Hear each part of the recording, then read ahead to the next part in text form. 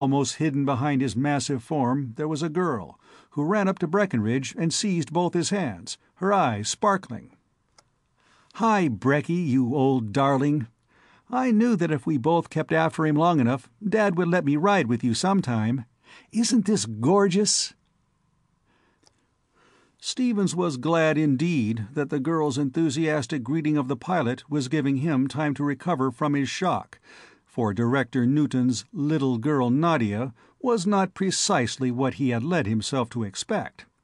Little she might be, particularly when compared with the giant frame of Captain King, or with Steve's own 5 feet 11 of stature and the 190 pounds of rawhide and whalebone that was his body. But child she certainly was not.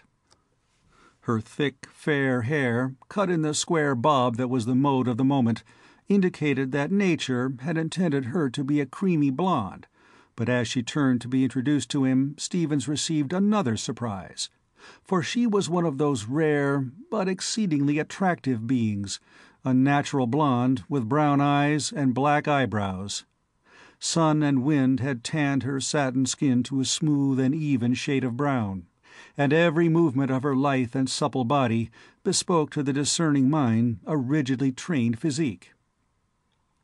"Dr. Stevens, you haven't met Miss Newton, I hear," the captain introduced them informally. "All the officers who are not actually tied down at their posts are anxious to do the honors of the vessel, but as I have received direct orders from the owners, I am turning her over to you. You are to show her around." "Thanks, Captain. I won't mutiny a bit against such an order. I'm mighty glad to know you, Miss Newton." "I've heard a lot about you, Doctor. Dad and Brecky here are always talking about the Big Three, what you have done and what you're going to do. I want to meet Dr. Brandon and Dr. Westfall, too." And her hand met his in a firm and friendly clasp. She turned to the captain and Stevens, noticing that the pilot, with a quizzical expression, was about to say something, silenced him with a fierce aside. "Climb it, ape, or I'll climb up you like a squirrel," he hissed, and the grinning Breckenridge nodded assent to this demand for silence concerning children and nursemaids. "Since you've never been out, Miss Newton, you'll want to see the whole works," Stephen addressed the girl. "Where do you want to begin? Shall we start at the top and work down?"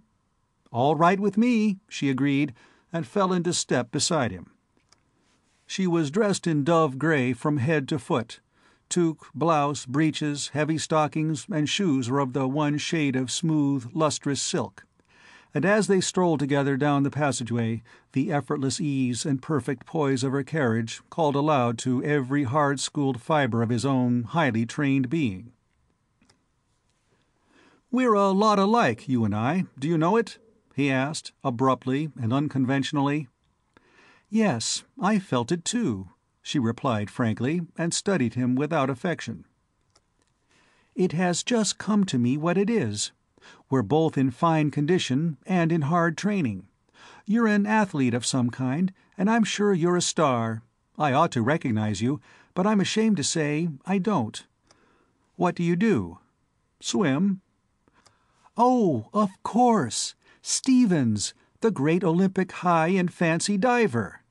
I would never have connected our own Dr. Stevens, the eminent mathematical physicist, with the king of the springboard. Say, ever since I quit being afraid of the water, I've had a yen to do that 2.5 twist of yours, but I never met anybody who knew it well enough to teach it to me, and I've almost broken my back 40 times trying to learn it alone." "I've got you now, too. American and British women's golf champion. Shake." And the two shook hands vigorously, in mutual congratulation. "Tell you what, I'll give you some pointers on diving, and you can show me how to make a golf ball behave. Next to Norman Brandon, I've got the most vicious hook in captivity, and Norm can't help himself. He's left-handed, you know, and being a southpaw, he's naturally wild. He slices all his woods and hooks all his irons. I'm consistent anyway. I hook everything, even my putts." "It's a bargain. What do you shoot?" "Pretty dubby, usually in the middle 80s. None of us play much, being out in space most of the time, you know. Sometimes, when my hook is going particularly well, I go up into the 90s.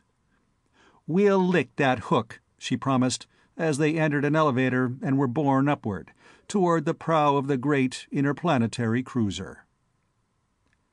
End of Chapter 1.